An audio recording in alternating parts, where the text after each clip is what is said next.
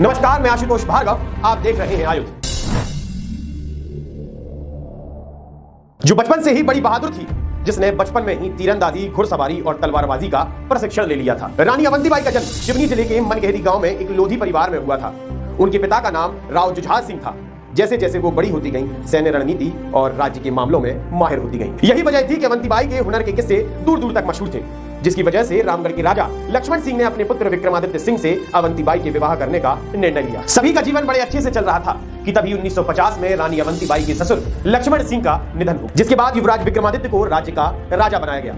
वे बड़े ही सरल स्वभाव के थे, बड़े ही धार्मिक प्रवृत्ति के थे, जिसकी वजह से वो अपने राज्य पर कम और धार्मिक अनुष्ठानों में ज्यादा समय देते थे। लेकिन कुछ समय बाद राजा विक्रमादित्य सिंह अस्वस्थ रहने लगे और उनकी मृत्यु हो गई। मृत्यु के बाद राज्य का सारा भार रानी अवंतीबाई लोधी के कंधों पर आ गया।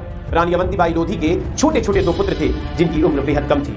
वो इतने सक्षम नहीं थे कि वो राज्य का सारा भार संभाल सके। लेकिन इस बात की भनक अंग्रेजों के कानों तक पहुंच गई, जिसके बाद डलहौजी की कूटनीति के चलते राज्य में रानी को हटाकर अंग्रेजों ने अपना प्रशासन लागू कर दिया और रानी से कहा कि तुम्हारे बच्चे अभी नाबालिग हैं। जिसके बाद अंग्रेजों ने वहां एक तहसीलदार नियुक्त कर दिया, जो फैसला रानी को रास नहीं आया और रानी ने इसे अपना और सारे राज्य का अपमान समझा। जिसके बाद रानी ने गोरों से प्रतिशोध लेने का सन 1857 की क्रांति के दौरान रानी अवंतीबाई लोधी ने उनके राज्य में प्रशासन कर रहे प्रशासक को अपने राज्य से बाहर निकाल दिया और अंग्रेजों के खिलाफ युद्ध की घोषणा कर दी। जिसके बाद रानी ने अपने पड़ोसी राज्यों को युद्ध में शामिल होने के लिए एक पत्र लिखा।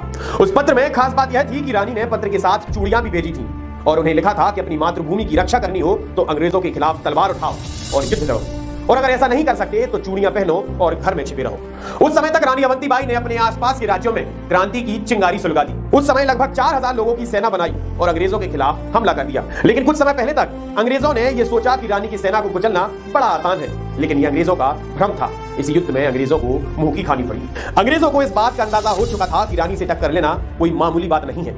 इस बार उन्होंने क्रूर बल के साथ हमला करने का फैसला लिया। इस बार कई गुना अधिक तैयारी के साथ उन्होंने रामगढ़ पर हमला किया।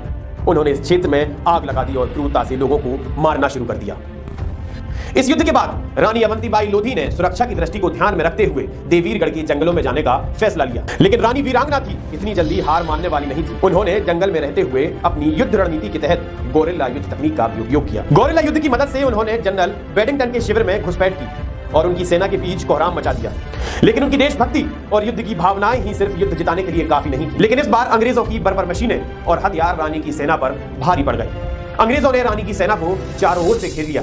जब रानी ने अपनी हार अपने नजदीक देखी तो अपने आप को अंग्रेजों के हाथ मरना स्वीकार नहीं किया। रानी ने अपना खंजर निकाला और अपने ही पेट में घोंप लिया और रानी इस प्रकार वीरगति को प्राप्त हो गई।